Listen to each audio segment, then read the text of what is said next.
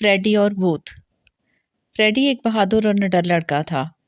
اس کی بہادری کے قصے دور دور تک مشہور تھے۔ اس سے نہ بھوت سے خوف آتا تھا نہ ہونہار جانوروں سے۔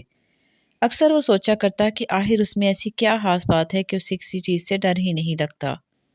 اس کی بہادری کے قصے جب بادشاہ تک پہنچے تو اس نے ایک دن فریڈی کو دربار میں طلب کرتے ہوئے کہا، سنو فریڈی، ہمارے قلعے میں ایک بھوت ہے۔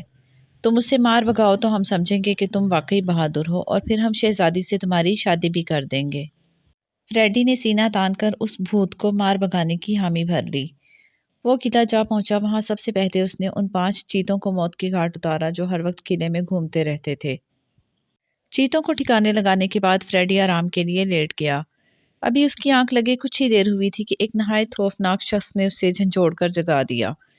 فریڈی نے اسے ڈانٹتے ہوئے کہا، بھاگ جاؤ یہاں سے۔ تم جاؤ یہاں سے، میں یہاں کسی شخص کو دیکھنا نہیں چاہتا۔ خوفناک شخص دھاڑا۔ یہ سن کر فریڈی نے ڈپٹ کر کہا، تم ہوتے کون ہو مجھے یہاں سے بھیجنے والے؟ میں اس قلعے کا مالک ہوں۔ خوفناک شخص نے کہا، یہ قلعہ میرا ہے، کسی اور کا نہیں۔ اس کا فیصلہ کرنے کے لیے تمہیں مجھ سے مقابلہ کرنا ہوگا۔ فریڈی سمجھ گیا کہ یہی خوفناک اور بدصورت شخص قلعے کا بھوت ہے۔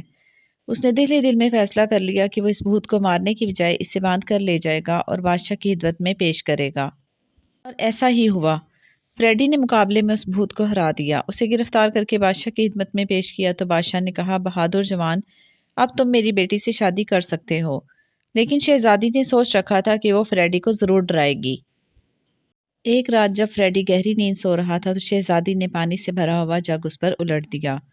زندگی میں پہلی مرتبہ فریڈی خوفزدہ ہوا تھا۔ وہ بولا، بچاؤ بچاؤ، میں دریا میں ڈوب رہا ہوں۔